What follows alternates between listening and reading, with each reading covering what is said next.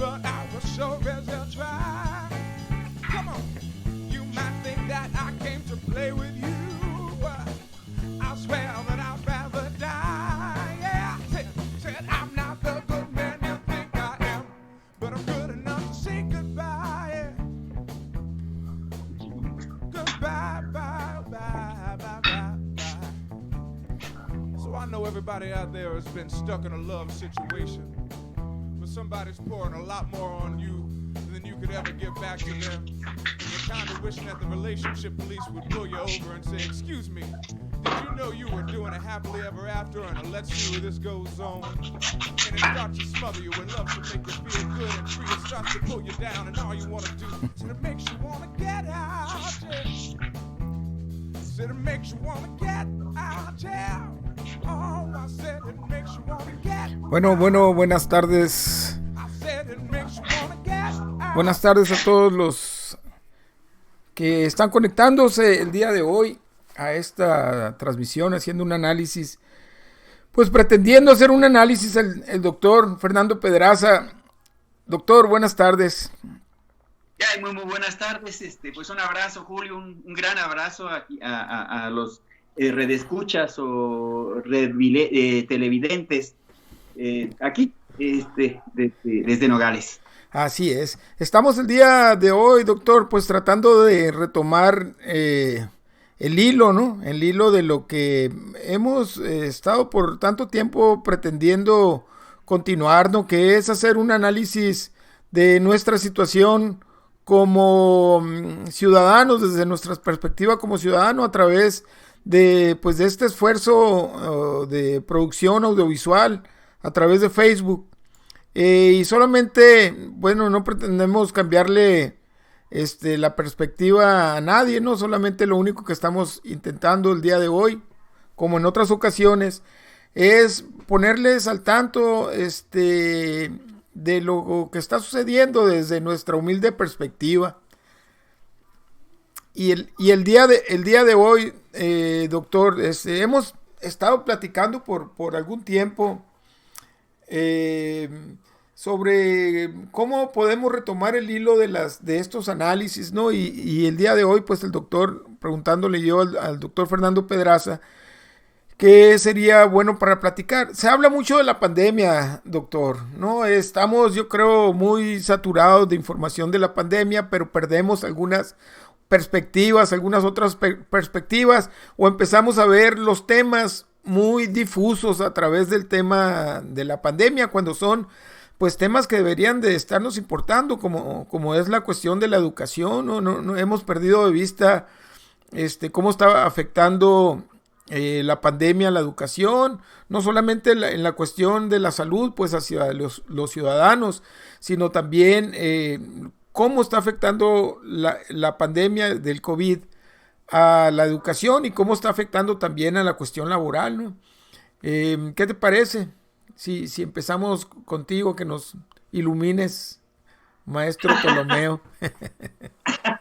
Sí, no, qué barbaridad, qué groso. No, ¿qué te puedo decir? Creo que hablar de la pandemia circunscrito solamente al aspecto puramente médico y puramente de lo que significa una emergencia de salud, pues es quedarte muy corto, porque implica una muy buena cantidad de temas alrededor de ella que han sido afectados desde como lo mencionas, ¿no? Y muchos creo que lo estamos viendo, el tema de la uberización o la precarización de los empleos, que curiosamente quienes más han sido expuestos al problema de la infección y de propagación del virus son las personas que hacen los trabajos más fundamentales, los trabajos más, ¿cómo te diría? Menos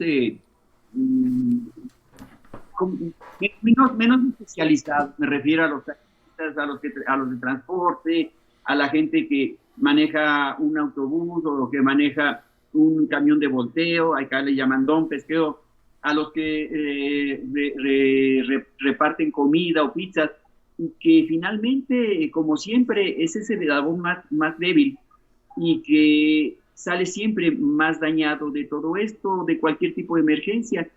En cuanto a la cuestión educativa, bueno, creo que este fenómeno desnuda de manera brutal el grave atraso en la cuestión del manejo de redes sociales, en el manejo de tecnología, en el manejo de un internet de alta velocidad que se necesita y en la gran ese gran abismo que hay entre cierto nicho social que somos privilegiados, que tenemos una o dos computadoras, que tenemos nuestro teléfono con plan, con datos ilimitados, en fin, y otra gran mayoría, aceptémoslo, que para empezar tienen que hacer las tareas con un telefonito del papá o de la mamá, y que si tienen una computadora, bueno, pues se andan peleando por ella, porque unos a veces tienen a la misma hora su clase y es difícil,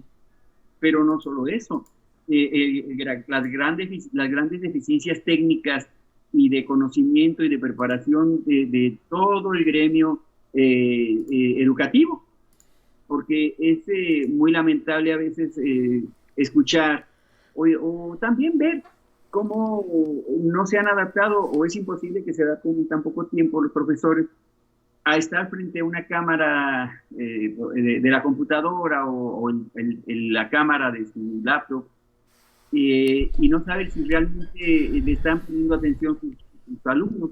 Entonces, todo esto está englobando una gran cantidad de problemas subyacentes que ahí estaban, nada más que ni siquiera imaginaban. No sé si ustedes lo consideren de esta manera. A mí me parece lamentable lo que está ocurriendo. Sí, otra cosa, doctor, bueno, todo lo que tenga que ver ahorita en estos momentos con malas noticias, digamos, ¿no? Para los que nos ven y para los que no nos ven, en cualquiera de los temas se pudiera, y hay ya especialistas en tomar o en deformar el análisis que podamos hacer los ciudadanos, ¿no? Al tratar de vertir, pero por ejemplo estamos viendo lamentablemente, ¿no? Que sí existe un riesgo muy alto de afectación en cuanto al porcentaje de trabajadores, pues de cómo va a impactar esto. De una u otra manera, tratar este tipo esta temática, nos van a poner como antichairos, ¿no? Va a ser, o derechairos o algo por el estilo, pero bueno, son cosas que aquí están, son muy reales, ¿no? Son muy reales, estamos viendo, desafortunadamente la pandemia está afectando pues grandemente la cuestión laboral, no solamente en México, ¿no? Sino también en Estados Unidos y en cualquier otro lugar en el mundo vemos que hay afectación, ¿no? por esto de la pandemia. Aquí estamos viendo una nota del Economista donde dice que México está en riesgo alto por la pandemia y 44% del empleo en México se va a ver afectado, ¿no? La debilidad económica atizada por confinamiento para frenar el COVID-19 podría impactar a los trabajadores, ya sea con un menor salario o una pérdida de horas de trabajo, alertó la OIT. Es una de las notas que están dándose este día. No te oigo, Doc. No sé si No, ahí está. Ajá. Es muy válido. Sí. La cuestión aquí es que esta precarización de las relaciones laborales va más allá también de que tengas menos horas de chamba, de que tengas menos salario, sino que va desde que, por ejemplo, alguien que vive en una casa, no sé, de 40, 50 metros cuadrados o 60, que son lo que vende el Infonavit, no tiene espacio para estar en su casa, toda la familia, que incluso muchos de ellos prefieren estar en su chamba y regresar nomás a dormir. Entonces, de repente tienen que convertir ese espacio en una oficina también. Y entonces aumenta el riesgo de conflictos intrafamiliares, aumenta y obviamente es normal el riesgo de problemas de neurosis, de violencia, de que estás en estrés constante y aparte el aislamiento, porque como estás ahí metido tus 8 horas más las 8 horas que necesites para atender a tus niños y a tus necesidades cotidianas de la casa, pues ya se te fueron unas 14 horas de estar encerrado. Y ese aislamiento provoca también un gran desconcierto en cuanto a cuál es tu circunstancia real dentro de tu círculo social. O sea, por eso hablo de precarización. O sea, todo nuestro espectro social, nuestro espectro laboral se está deteriorando de manera muy, muy lamentable y extremadamente rápida, y no se ve que esto vaya a cambiar. Creo que al contrario, yo estoy casi cierto que muchos empleadores van a preferir tener a su contador, a quien tú quieras, a sus empleados en su casa, porque así no gastan ni en energía eléctrica, ni en teléfono, solo gastan en internet, no tienen que y en veces ni en eso, ¿no? Y en veces ni eso, porque son los mismos trabajadores quienes pues desembolsan todas estas facilidades, ¿no? Para poder continuar con el trabajo. Por eso hablo de esto. Ellos se van a quitar una buena cantidad de responsabilidades. Entonces ahí la pregunta es, esa frase de la nueva normalidad, que se me hace tan curiosa, contradictoria en sí misma, ¿es para bien o es para mal? O sea, va a ser tan trágica que vamos a estar metidos en algo así como una reproducción del inicio de la revolución industrial en el siglo XIX. ¿O qué va a suceder? Porque así como se ven las cosas, va a ser increíblemente complicado no solo conseguir un trabajo, sino desarrollarte en tu área. Yo me pregunto qué van a hacer una buena cantidad de chamacos que acaban de salir de las ingenierías, ingeniería civil, por ejemplo. ¿Cómo le van a hacer para chambear? Entonces, todas esas cuestiones son las que, más allá del aspecto puramente de salud, debiéramos de empezar a mencionar, a poner de frente hacia los que representan a los gobiernos y pedirles que se empiecen a diseñar soluciones, porque finalmente ellos están ahí porque van y nos engañan cada 3 años que nuestro poder es una credencial de elector y cruzar con nuestro bolígrafo una boleta, ¿no? Entonces, yo no he escuchado un solo comentario de algún secretario de Estado, no solo en México, creo que en ninguna parte, excepto creo que en Alemania, que haya dicho, oye, podemos hacerlo de esta manera y podemos encontrar y esta es nuestra propuesta para que los trabajadores no pierdan sus derechos. Entonces, ahí es donde está el intríngulis en el que nos están metiendo, con esta visión bien mochita de considerar la pandemia solamente una cuestión de emergencia de salud. Sí, yo lo veo así, no sé. sí, porque efectivamente, no es algo solamente que está sucediendo en México.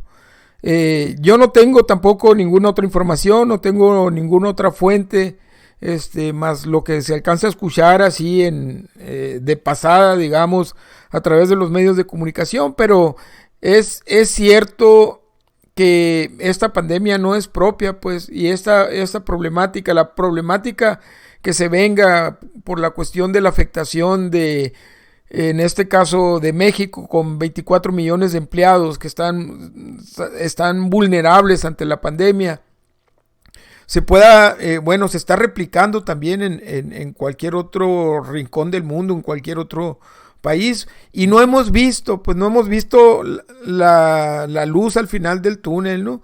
Si bien es cierto, ya se ha estado actuando en consecuencia en contra de la enfermedad, no hemos actuado en consecuencia sobre las afectaciones que trae consigo la pandemia, ¿no? La afectación económica, la afectación de las mismas relaciones, no solamente de trabajo, sino relaciones familiares y sociales, ¿no? Porque creo que después de esto viene un bache muy grande del que debemos, pues, de estar bien informados, debemos de estar bien preparados pues para poder enfrentarlo esto, porque creo que la enfermedad misma solamente representa la punta del iceberg. Así es, o sea, es lo que mencioné al principio de la conversación.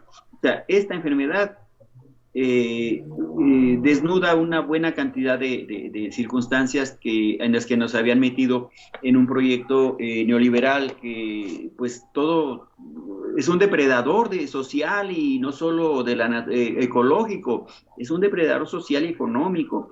Entonces de repente ves de que en México, no sé si algunos de nuestros amigos que nos están escuchando y viendo, recuerden, hasta los 70s, 80s, México era punta de lanza en la producción de vacunas en América Latina. Era el segundo productor de vacunas en América Latina y a nivel mundial, pues muy respetado. Y resulta de que, pues, a Felipe Calderón se le ocurre que ya no hay que meterle más recursos a Birmex, que es las siglas de biológicos y reactivos mexicanos, que era la fábrica de vacunas con capital mixto, un mínimo capital privado y el 70% de capital nacional o del Estado, y lo desmantelan y está a punto de cerrar exactamente en el momento de la pandemia. Eso es por un lado. Por otro lado, gran brecha tecnológica que existe entre una clase media más o menos, todavía que a patadas nos defendemos, que tenemos la posibilidad de tener acceso a una buena cantidad de aparatos que tienen su internet, y 62 millones de pobres que no tienen ni para llenar el refrigerador de comida para el otro día, y que de esa manera marginan su posibilidad educativa a tener que regresar a esa época de los 40, 50, en los que la industrialización de México se hace a través de la migración del campo hacia las ciudades. Entonces, ese fenómeno va a ocurrir de vuelta. O sea, la precarización, por ejemplo, de la posibilidad de tener acceso a libros, porque las bibliotecas pues no están abriendo. Entonces, ese gran contraste nos lo está mostrando, y nos está mostrando la perversión de ese diseño social en el que había necesidad de una gran masa voy a hablar como viejito, de proletarios, de mano de obra muy barata, que ahora se ha abaratado más y se ha precarizado aún más, para poder mantener el privilegio y el funcionamiento ya no económico, financierista, de un sistema en este momento no sabe ni para dónde va. Sí, pues efectivamente no hemos estado viendo, por ejemplo, que lamentablemente la cuestión de la pandemia, a pesar de que ya hay algunas experiencias, ¿no? En cuanto a pandemia, antes del neoliberalismo y después del neoliberalismo, ¿no? Y estamos viendo que efectivamente, ¿no? Por ejemplo, revisando un poquito aquí en internet, creo que nos tocó la pandemia de la viruela, la del sarampión, bueno, la gripe española no nos tocó, que fue en la Primera o la Segunda Guerra Mundial, pero nos tocó también la pandemia del VIH, ¿no? De las 5 mayores pandemias, pues, que se recuerda en la humanidad, a excepción de la peste negra y no más. Y la gripe española, que realmente no nos tocó, no lidiamos nosotros con ellas, pero sí nuestros padres o posiblemente y con toda seguridad nuestros abuelos. Pero vino este desmantelamiento, ¿no? del sistema de salud por parte del neoliberalismo, y hoy estamos viendo pues esas afectaciones. No solamente fueron las decisiones tomadas para sacar raja económica por parte de los neoliberales en la cuestión de la economía, sino también en la cuestión de la salud, que tiene que ver con la economía, ¿no? Se crearon grandes hospitales para enfrentar problemas de salud, se supone, pero solamente para los que puedan tener acceso a este sistema de salud y estamos viendo pues en estos momentos nos toca y no solamente verlo sino millones de ciudadanos en el mundo padecer, ¿no? La crisis de salud por cuestión por eh, merequetengue en el que nos metió el neoliberalismo, las políticas neoliberales, ¿no? No, por ejemplo, voy a hacer un poquito más general. O sea, esta cuestión de la salud, esta cuestión de abandonar un sistema de salud pública que caracterizaba a los estados de confort, que se preocupaban, que esa es la otra parte de la visión de la economía que pocos conocen y que se da solamente en 2 o 3 países en Europa del Norte. Incluye la soberanía sanitaria, la soberanía de la salud, y que es parte de esta geopolítica de controlar todo y de integrar países como el nuestro en desarrollo o en aparente desarrollo a proyectos de Estado que les interesa que no tenga soberanía en nada. Una prueba de ello. Tú dices la pandemia de la viruela, del sarampión, la otra que me acuerdo que era, yo he escuchado mucho de ella mencionar la poliomielitis. El Estado mexicano la resolvió. Exacto. Con sus propios usos y con sus propios medios y con un instituto que había antes de Birmex, no me acuerdo su nombre, que también producía las vacunas y desarrollaba, como ahorita, por ejemplo, lo está haciendo el Politécnico y lo está haciendo la UNAM y creo que la Universidad de Querétaro. Y esto no es casual, o sea, robarte la soberanía hasta de la salud y de la alimentación es parte de un proyecto de integración económica y social a todo nivel de los 2 grandes países, los más desarrollados en América, que son Estados Unidos y Canadá.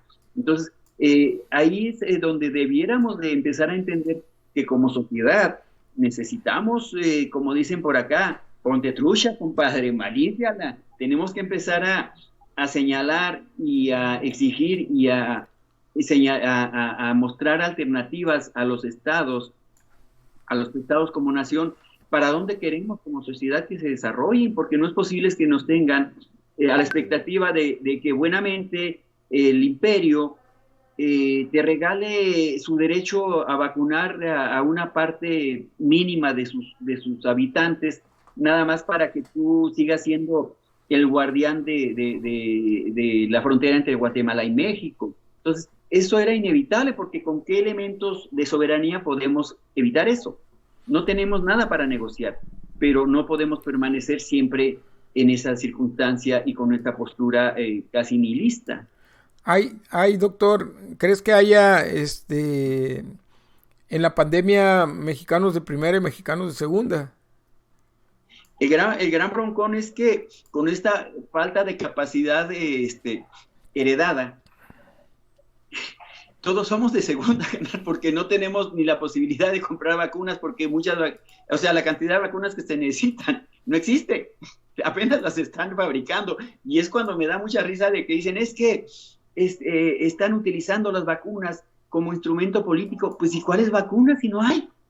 Y no las fabricamos y apenas las van a empezar a envasar en México, el único país que tiene una gran posibilidad de envasar vacunas a nivel pues industrial es la India.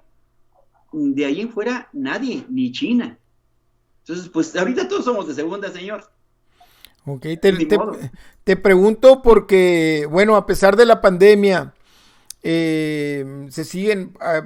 hay restricción, sigue habiendo restricción para los ciudadanos de a pie, pues, cuando vemos que este fin de semana, por ejemplo, se realizó una boda con creo que 3,500 invitados o 1,500 invitados, algo así, por allá en Jalisco. de la hija de la gobernadora Claudia Pavlovich, donde por cierto, nomás por tocar, según una nota de am.com.mx, el potrillo Alejandro Fernández cobró 8 millones por cantar en la boda de la hija de la gobernadora. Me imagino que hubo más otros excesos por ahí, ¿no? Pero el exceso más grave es esta desfachatez, pues, ¿no? No de tratar, sino de realizar una boda en plena pandemia, con tantos invitados. No hubo nadie que les cerrara, o que los conminara a no realizar este evento, ¿no? Entonces, adelante. Eso es una gran falta de solidaridad, es una falta de conciencia social y sobre todo una falta de conciencia de su responsabilidad histórica. Ellos son parte de una casta política que obviamente hace mucho pues dejó de tener conciencia social, pero que de todas maneras un mínimo de consideración hacia los demás estratos sociales debieran de haber tenido. O sea, por otro lado, quienes acudieron ahí, voy a ser un poquito grosero, o sea, qué cabrón asunto que ser tan inconsciente de que vas a un lugar en que sabes que te puedes infectar muy fácil y aunque tengas dinero, no vas a poder vacunarte en este momento no vas a poder vacunarte para evitar que la enfermedad progrese. O sea, hay inconsciencia, hay ignorancia y sobre todo hay frivolidad. O sea, Chihuahua, la hija de la gobernadora, en esa actitud tan frívola y la gobernadora, híjole, permitiéndolo. Y eso habla mucho y muy mal de la conciencia social que tiene la casta política a la que me he referido. Eso que estábamos viendo al principio, pues como 44%, que son 24 millones de mexicanos con el Jesús en la boca por la situación de la pandemia, mientras que la clase política pues la vemos en el franco derroche, ¿no? Como si realmente no hubiera algún tipo de afectación, como si realmente no existiera la pandemia, porque pues se les ve felices y sobre todo gastadores. Se les vio felices y gastadores el fin de semana. Aquí, mira, dice mismo publicación am.com.mx que la hija de la gobernadora de Sonora, Claudia Pavlovich Arellano, eligió para el gran día de su boda un vestido de 180,000 pesos.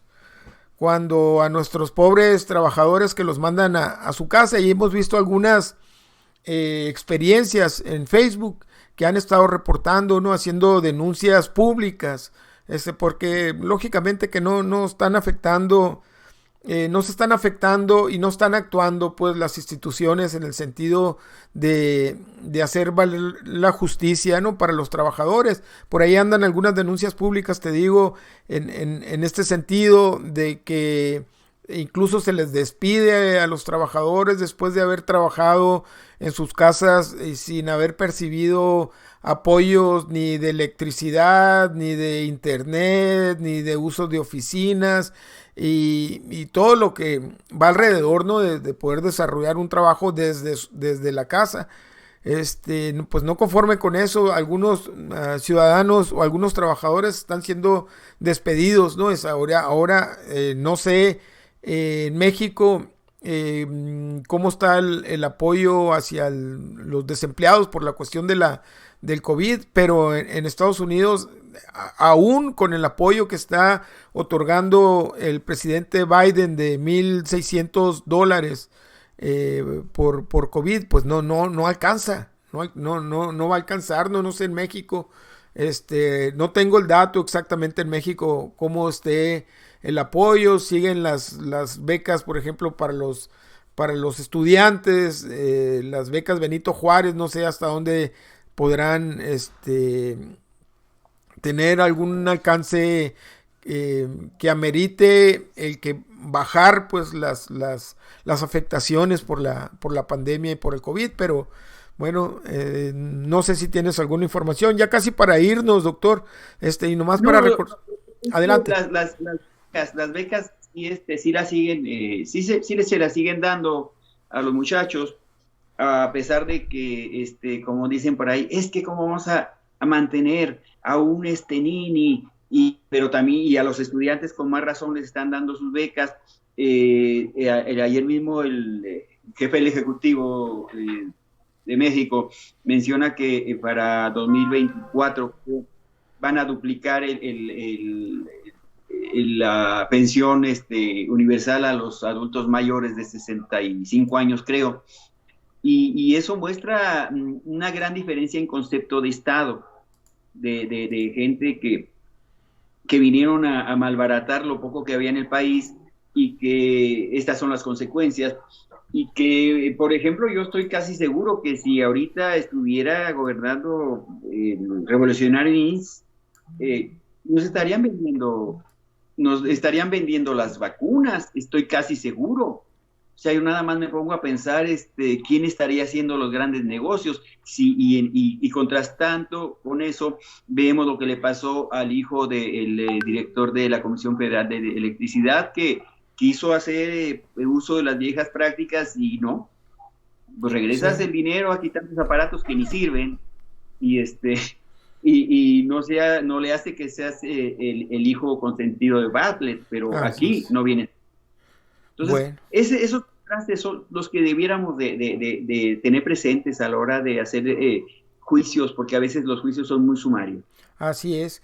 Bueno, doctor, pues se cumplió, llegó la guillotina del tiempo para no, agotar tanto los temas, pero sí para que quede la invitación, doctor, vamos a seguir retomando estos temas para todos los dos, tres que alcanzaron a entrar en esta primera transmisión ya en la pandemia, donde estamos empezando a retomar el análisis ciudadano, ¿no? Desde las redes sociales, tratar de rescatar o aportarle, mejor dicho, al análisis desde las redes sociales.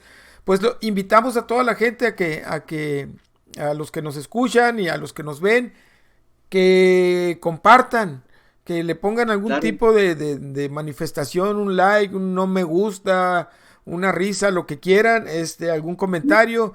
Y pues aquí nos vamos a seguir viendo, doctor.